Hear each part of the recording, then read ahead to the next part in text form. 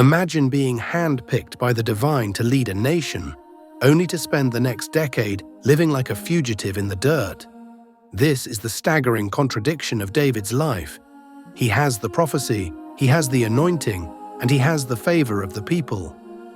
Yet he is being hunted like a predator's prey by the very man he is destined to replace.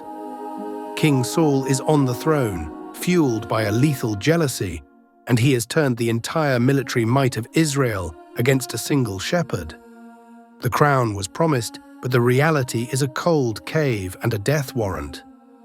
How do you hold on to a destiny when the person standing in your way has the power to end your life at any second? David's world has shrunk to the size of the Judean wilderness. The golden halls of the palace are a memory.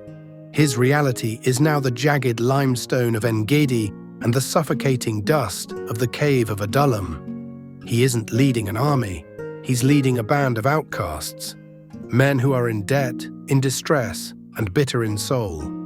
The pressure is immense. Every rustle of the brush could be Saul's vanguard. Every friend could be a traitor. Then the moment of ultimate testing arrives.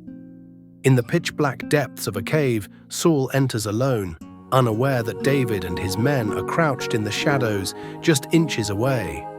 David's men whisper in the dark, "This is it, the moment God promised. Kill him, and the nightmare ends. Kill him, and you are king."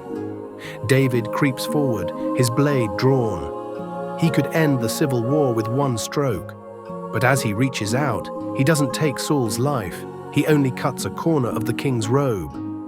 Even that small act of defiance causes his heart to strike him with guilt. Later, in the wilderness of Ziph, he finds Saul sleeping in the middle of his camp. Again, the opportunity is perfect.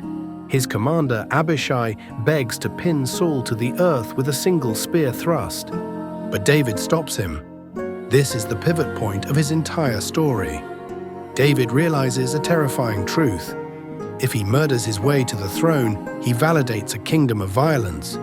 If he kills the Lord's anointed, he destroys the very office he is meant to hold. He chooses the agony of patience over the relief of revenge. He decides that if God puts Saul on the throne, only God has the right to take him off it. The resolution doesn't come through an assassin's blade, but on the slopes of Mount Gilboa. In a massive battle against the Philistines, Saul's reign ends in tragedy. The king is wounded and, fearing capture, falls on his own sword. When the news reaches David, he doesn't celebrate. He mourns. He weeps for the man who tried to kill him, honoring the crown even when the man wearing it was broken. The obstacle is gone, but the path isn't a straight line. David is first crowned king only over the tribe of Judah. For 7 years, a fractured nation bleeds through a civil war between David's house and the remnants of Saul's line. Yet David refuses to use the underhanded tactics of his generals. He builds his kingdom on legitimacy, not bloodlust. Finally, the elders of all the tribes of Israel come to David at Hebron. They look at the man who refused to seize power by force and say, "We are your bone and your flesh." They recognize that David didn't just win a throne, he earned the right to lead through his restraint. David enters Jerusalem not as a usurper, but as a king who waited for his time. He proved that you don't have to break the law to fulfill a promise. His journey teaches us that the way you reach your destination is just as important as the destination itself.